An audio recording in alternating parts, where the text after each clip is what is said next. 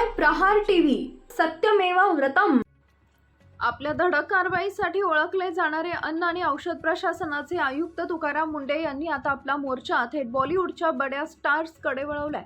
महाराष्ट्रात प्रतिबंधित असलेला विमल पान मसालाची सरोगेट अप्रत्यक्ष जाहिरात केल्याप्रकरणी सुपरस्टार शाहरुख खान, अजय देवगण आणि टायगर श्रॉफ यांना महाराष्ट्र FDAनं कारणे दाखवा नोटीस बजावली आहे। या कारवाईमुळे बॉलिवूडमध्ये मोठी खळबळ उडाली आहे। अजय देवगण, शाहरुख खान आणि टायगर श्रॉफ हे तीनही अभिनेते विमल इलायचीच्या जाहिरातीत एकत्र झळकले होते।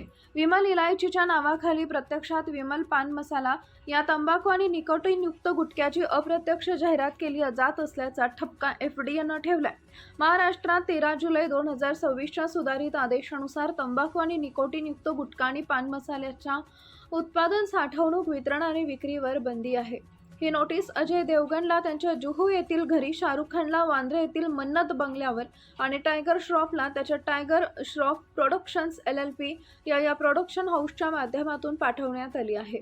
या तिन्ही कलाकारांना FDAनं विमल पान मसाल्याच्या जाहिरातीतील तुमचा सहभाग तात्काळ थांबवा, अन्यथा तुमच्या सर्व अधिकृत सोशल मीडिया हँडल, वेबसाईटवरून या जाहिरातीशी संबंधित सर्व प्रमोशनल व मजकूर काढून टाका आणि या प्रकरणी तुमच्यावर कायदेशीर कारवाई का करू नये, तसेच या जाहिरातीतील तुमच्या भूमिकेबाबत सविस्तर लेखी स्पष्टीकरण 15 दिवसाच्या आत सादर करण्याचे आदेश दिलेत।